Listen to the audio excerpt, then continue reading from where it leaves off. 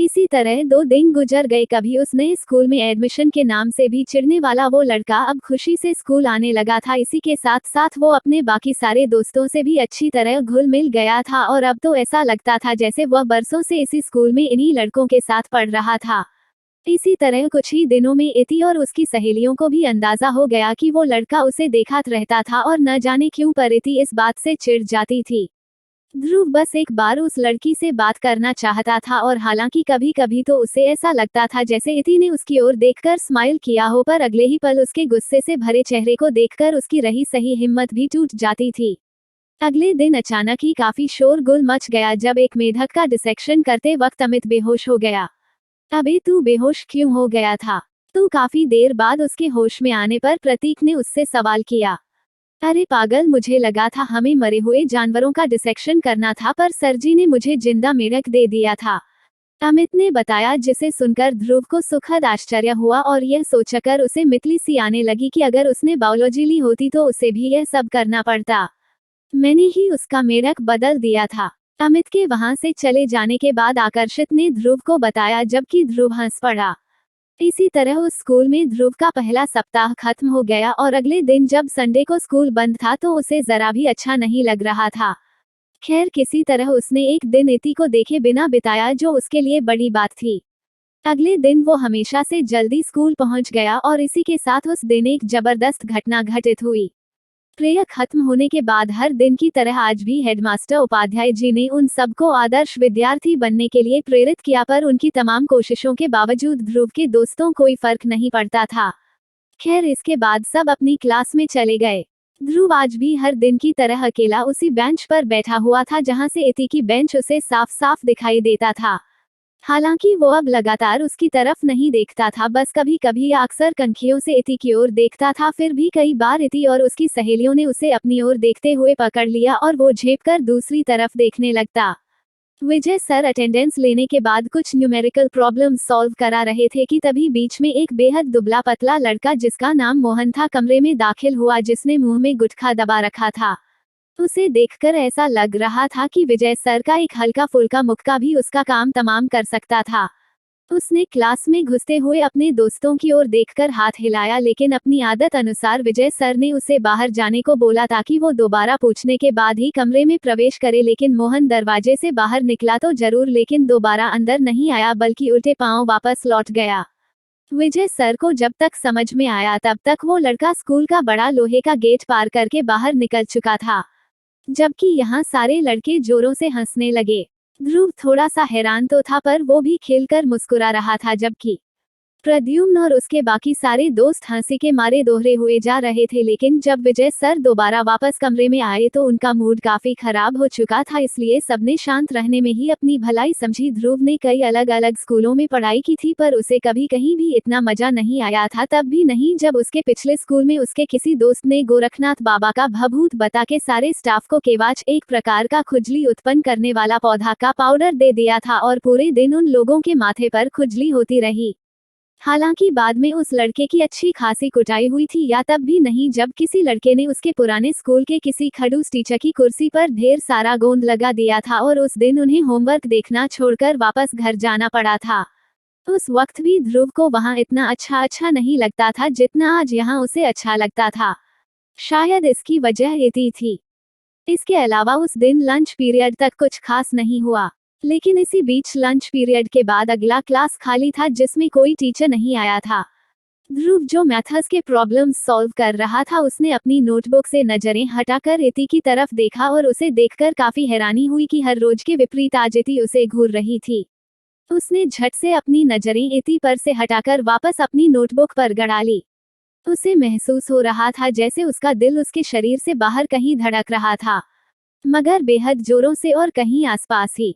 उसने अपना पूरा ध्यान उस प्रश्न पर लगाने की कोशिश की, पर उसे उसका मतलब बिल्कुल भी समझ में नहीं आ रहा था। खैर उसने हिम्मत जुटाकर दोबारा इति की ओर देखा और उसे एक बार फिर झटका लगा।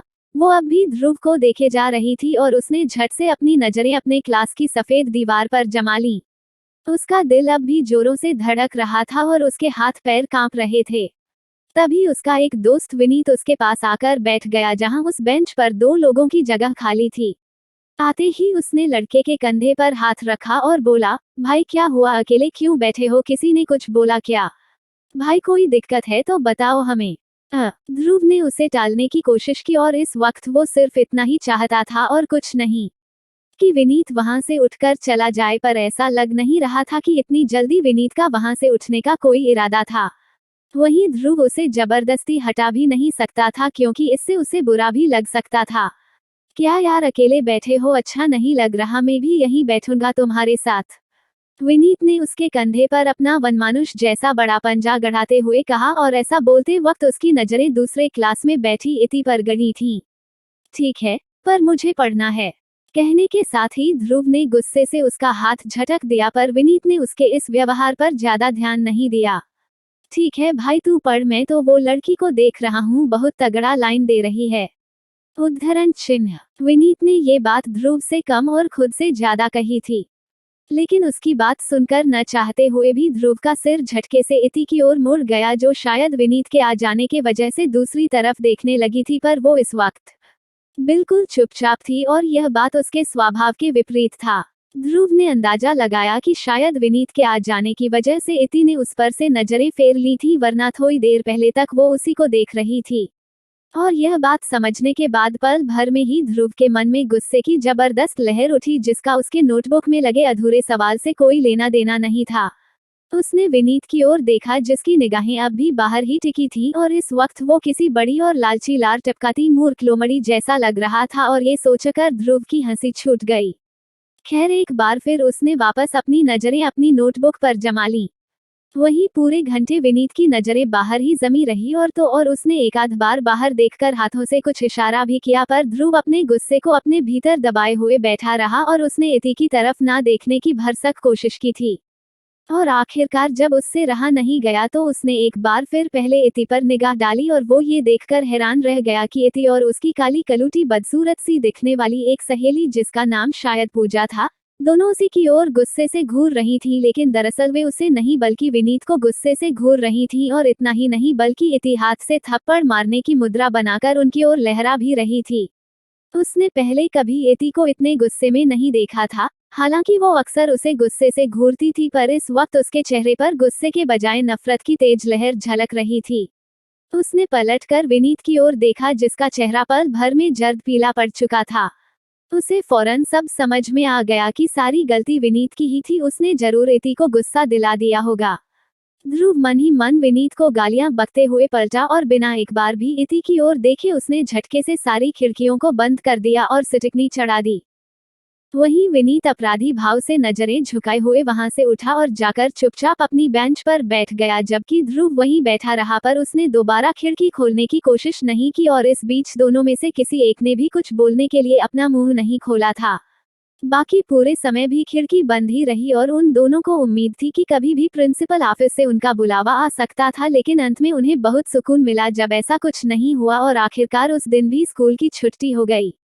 काफी सारे लड़के लड़कियां एक साथ धक्का मुक्की करते हुए बाहर निकल गए, फिर सबसे आखिर में ध्रुव भी निकल गया। विनीत भी अपनी साइकिल उठाए और बाहर आ गया, जहां थोड़ी दूरी पर किनारे खड़ी इति पहले से ही अपनी एक सहेली के साथ उसके बाहर निकलने का इंतजार कर रही थी।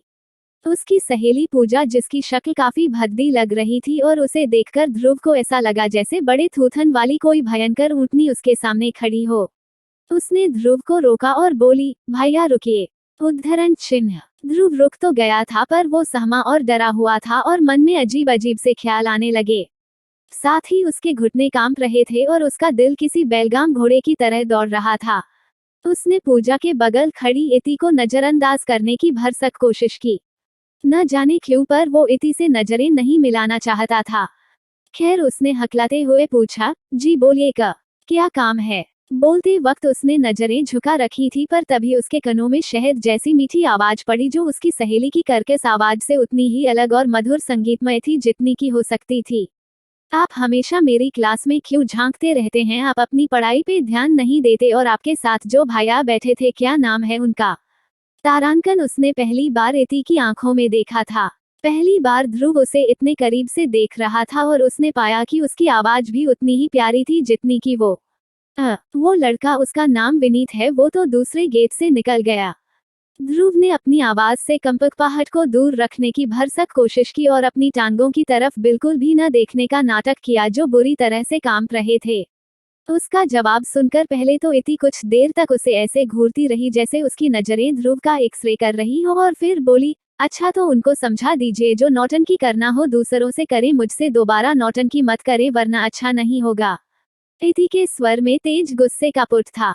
वो जबरदस्ती मेरी बेंच पे आकर बैठ गया और मैं उसे हटा तो नहीं सकता, ना मेरे अकेले की बेंच थोड़ी ना है।